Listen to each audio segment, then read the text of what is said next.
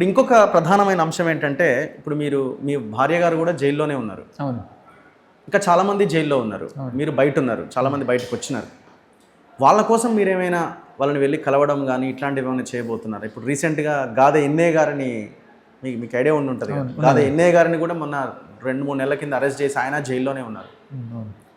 So, ఈ పరిస్థితుల్ని ఇప్పుడు ఒకవైపున గవర్నమెంట్ ఏమో అయిపోయింది మావోయిస్టులని క్లోజ్ చేసేసినామని ఒకవైపున చెప్తున్నది. ఇంకొక వైపున ఈ అర్బన్ నక్సలైట్ల పేరుతో ఇంకో పేర్లతోని లోపలేసే ప్రయత్నం ఇంకో వైపున జరుగుతున్నది. వీటి మీద మీరేమైనా కార్యాచరణ తీసుకోబోతున్నారా భవిష్యత్తులో? అవును. మేము బయటికి రావడానికన్నా ముందే మేము మాట్లాడుతూ వచ్చినటువంటి దాంట్లో ఉన్నది. అయితే మా శక్తి తక్కువ.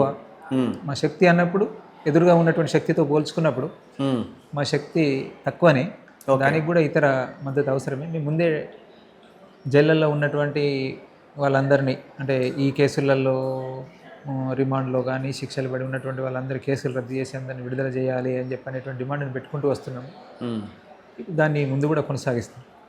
ఓకే. ఇన్నయ్య గారితో మాట్లాడారు మీరు బయటకు వచ్చాక? ఎవరో చెప్తున్నారు మీరు ఇద్దరు మాట్లాడుకున్నారు తర్వాతి కాలంలో.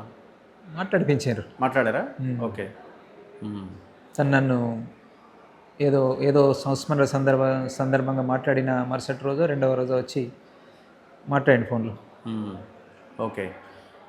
సో మీరు ఇప్పుడు మీరు ఉండేది ఎక్కడ ఉండాలనుకుంటున్నారు? హైదరాబాద్ ఆర్ ఈ ములుగు జిల్లాకి వెళ్తారా? ఎక్కడ ఉండాలని మీరు డిసైడ్ అయ్యారు?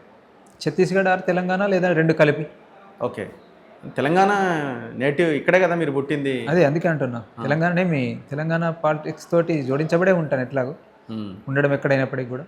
ఛత్తీస్గఢ్ మేము పనిచేసినటువంటి ప్రాంతం, దాన్ని కూడా అక్కడ కూడా అవసరం ఉంది కాబట్టి అక్కడ లీడర్షిప్ అక్కడ ఏదో జరిగే ప్రయత్నానికి ఒక టీము అది ఉండేలాగా ఉంటుంది మా భూమిక తప్ప. అక్కడేదో మేము మళ్ళీ ముందు ఉంటాము, నాయకులుగా ఉంటాం అనేటువంటిది ఏం కాదు. కానీ అక్కడ ఆ గ్యాపు ఏదైతే వచ్చిందో ఇప్పుడు ఆ సమస్యను పూడ్చడం కోసం ప్రయత్నం చేయాల్సిన అవసరం అయితే ఉంది. ఆ ప్రజలు ఆ బాధ్యత మా మీద ఉంది. మీరు లొంగిపోయిన దానికి, మీరు మల్లోజుల లొంగిపోయిన దానికి, దేవ్జీ దామోదర్ వీళ్ళు లొంగిపోయిన దాంట్లో ఒక తేడా ఉన్నది. మీరు సాయుధ అంటే గన్నులతో మీ ఆయుధాలతో సహా లొంగిపోయారు, వాళ్ళు ఆయుధాలు లేకుండా లొంగిపోయారు. సో ఈ కంపారిజన్ ఏమైనా చూడొచ్చా? ఎందుకంటే వాళ్ళు అన్నారు ఆ రోజున మీ మీద ఆరోపణ చేశారు, వీళ్ళు విప్లవ ఉద్యమాల ద్వారా తీసుకురాబడ్డ గన్నులు ఎట్లా మీరు సరెండర్ చేస్తారన్న ఆరోపణ మీ మీద వచ్చింది ఆ రోజు. మేము తీసుకెళ్ళడానికి సంబంధించిన అయితేనేమో పరిస్థితిని మేము అర్థం చేసుకున్నాము, చూసినాము, దేన్నైనా ఎదుర్కొందామని చెప్పి ఒక రాజకీయ నిర్ణయం తీసుకున్నాము. తాత్కాలిక సాయుధ పోరాట విరమణ అనేటువంటిది ఈ స్థితిలో మేము తీసుకెళ్ళకపోయినా ఏం జరుగుతుంది అనేటువంటి తెలుసు కాబట్టి తీసుకెళ్ళడమే సరి అయింది, అవుతుంది అనేటువంటిది సిద్ధపడే తీసుకెళ్ళినాం. వాళ్ళు ఎవరు మా మీద ఆరోపణ చేస్తున్నటువంటి వాళ్ళు చేశారు. పరిస్థితులు క్రమంగా స్పష్టమవుతూ వస్తున్నాయి. మీడియా వాళ్ళు కూడా చెప్తున్నారు. దాని మీద మళ్ళీ నేను ఏదో కామెంట్ చేయడం, ఇది తప్పు, దీనికి ఇది ఉంది, దానికి అది ఉంది అని చెప్పని ఎవరి మీద ఏమో మాట్లాడలేము అనేటువంటిది అయితే నేను అనుకోవడం లేదు. ఈ సందర్భంగా మాట్లాడదలుచుకోలేదు. ఇప్పుడు దేవ్జీని పార్టీ ప్రధాన కార్యదర్శిగా ఎన్నుకున్నారా? సెక్రటరీగా ఎన్నుకున్నారా?